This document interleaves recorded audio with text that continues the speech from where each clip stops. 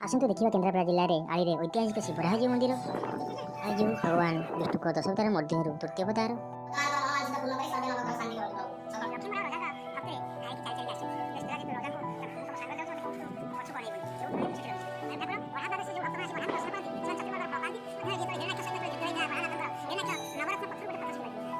देखा पाइबे सत्ययुगर पत्थर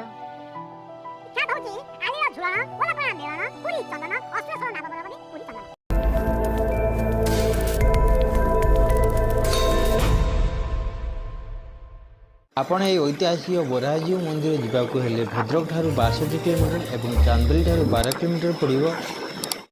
ଏହି ମନ୍ଦିରଟି କେନ୍ଦ୍ରାପଡ଼ା ଜିଲ୍ଲାରେ ଅବସ୍ଥିତ। ଆପଣମାନେ ଯଦି ଚାହାନ୍ତି ଏହି ମନ୍ଦିରକୁ ଦେଖିବା ପାଇଁ କଟକରୁ କେନ୍ଦ୍ରାପଡ଼ା ଦେଇ ମାତ୍ର 90 କିଲୋମିଟର। ଏହି ମନ୍ଦିରଟି କେନ୍ଦ୍ରାପଡ଼ା ଜିଲ୍ଲା ଆଳିରେ ଅବସ୍ଥିତ।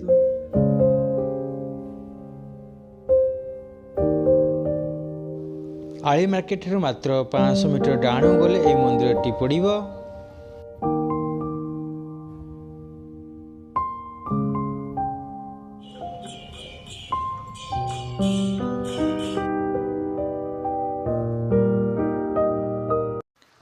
केन्द्रापड़ा जिला प्रसिद्ध श्री बलदेवजीउ मंदिर पर यही मंदिर सर्वपुरातन मंदिर।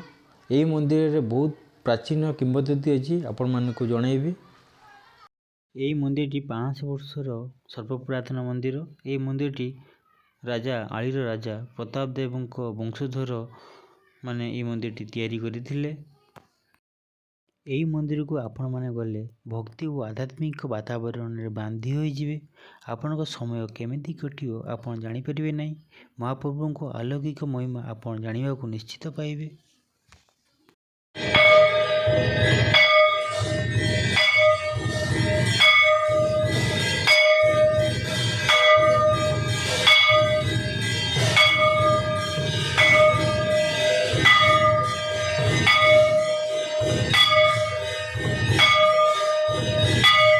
यही मंदिर को गले जमीती पुरी रे पंडा आखर मैंने पंडा था सेमती मंदिर पंडा मैंने था किंतु यही पंडा मान ठारू आपण मैंने दूरे रहिले भल। भगवान विष्णु को तृतीय अवतार बराह अवतार से हिरण्याक्ष राक्षस को मारी पृथ्वी को रक्षा करथिले।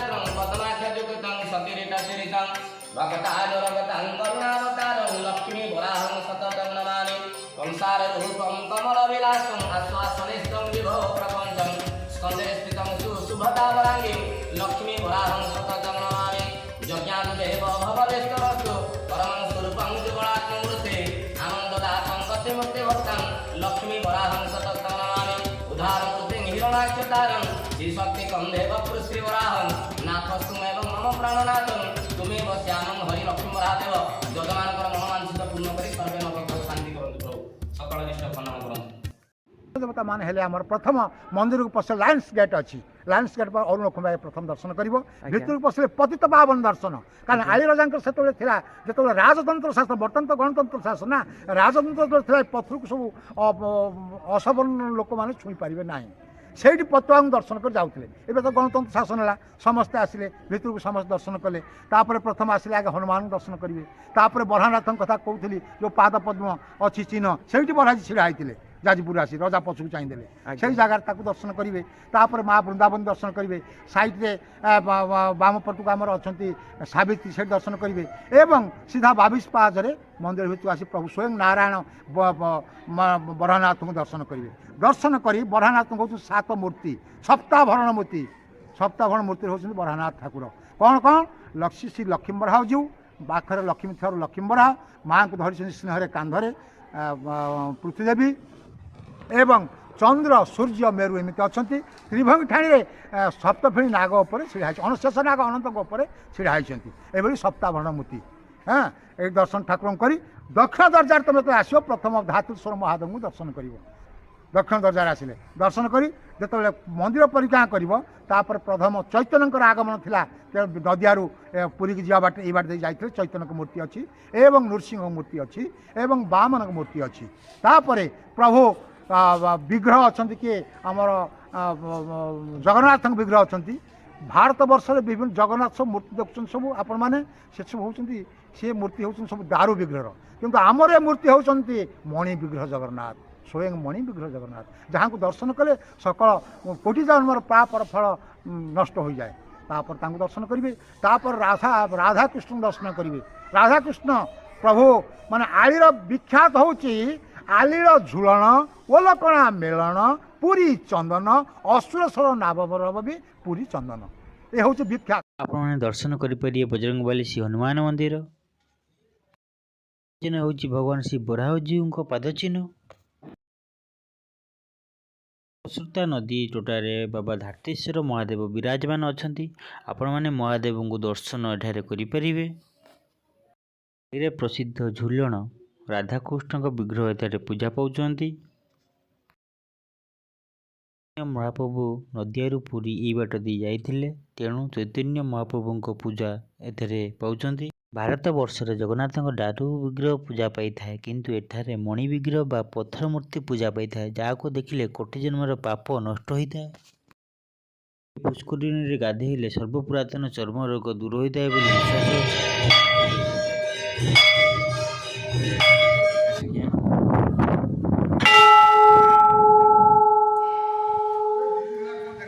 मंदिर केबे आरंभ है मंदिर आमर जाजपुर भक्ति आनी लक्ष्मी बराह श्वेत बराह यज्ञ बराह जाजपुर अच्छा लक्ष्मी बराह रजा भक्ति आलिकी चली चलिकी आसी पहुँचती ये आमर खरसुआ नई पठा था खरसुआ नई पठा धातेश्वर महादेव पठा पर पूजा पाते एवं ये आमर बराहनाथ निर्देश था जो रजा को मुझे तुम सांगे जाऊँ मत कौट तू पछुक अनेबनी जो अनेबू से रही दैनंदिन देवार्चन सारी हाड़ी राजबाट जाने दर्शन करने रजा दुख कष्ट न सही पारी ठाकुर स्वप्नादेश कले अमुक दिन राजन तु आ मु तो सांगे जी और पछु को चाहिए मैं ऊपर शब्द तो जानूँ तो पछ जाऊँ ये आसिले ये आम ठाकुर ढड़ा होगले ये ठाकुर इच्छा है ये रहा बराह पालित बालीपूर्ण क्षेत्र महाबीरशाली ये क्षेत्र विचलित हो पछुचा ठाकुर त्रिभंगी ठाण छिड़ागले एवं तापर बाय दी बाय प्रत्येक रजा सब आमर मंदिर नहीं बैक साइड हो महादेव मंदिर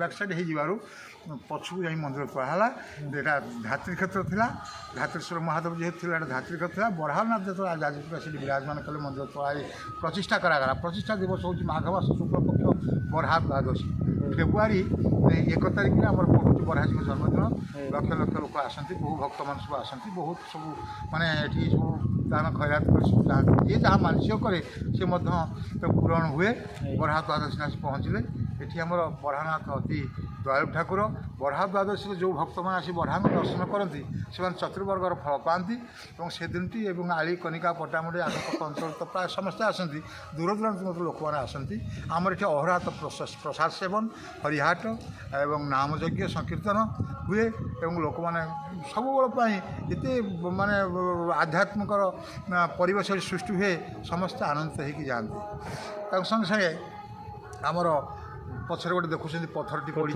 से पथरटी जो हिरण्याक्ष सहित जो युद्ध होता बराहनाथंकर हिरण्याक्ष नवरत्न पत्थर गोटे पत्थर से गली पड़ा जो पत्थर कि से पड़ी लोक मैंने गर्व अहंकार करें मालेश्वरी जो ब्रोंज पदक पाई ओलंपिक से जो कह मुझे उठेदेवी गर्व कर आसी से हले हले ना गर्व अहंकार शून्य लोक ये पत्थर को उठेबे जी आठ सब जो मानकर तार कार पिला छुआ होनी मानसिक करके ठाकुर पानी गाधेले तार पिला छुआ हम कौन पिलार विवाह फिवाह कार्य हो पारना सी ये आसिकी ठाकुर को मानसिक करके बेश मानसिक कले तार विवाह हम एवं आमर ये कौन असुविधा मनुष्यर पड़ी प्रभु को पाद पद 108 तुलसी चल तार मनस्कार पूर्ण हम ये ठाकुर को बहुत इतिहास सब रही ଏବଂ ଠାକୁର ଅତି ଆମର ଫୁଲ ପ୍ରିୟ, ଫୁଲ ମଧ୍ୟ ତୋଳିବାକୁ ଯାଆନ୍ତି, କିମ୍ବଦନ୍ତୀ ଅଛି ବଗିଚାକୁ ଯାଆନ୍ତି ତୋଳିବା ପାଇଁ।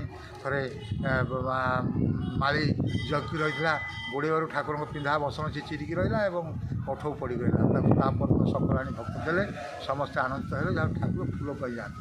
ଠାକୁରଙ୍କର ବହୁ ମହାତ୍ମ୍ୟ କହୁଛି, ସମୟ କମ୍ ମୁଁ କହିକି ଯାଉଛି।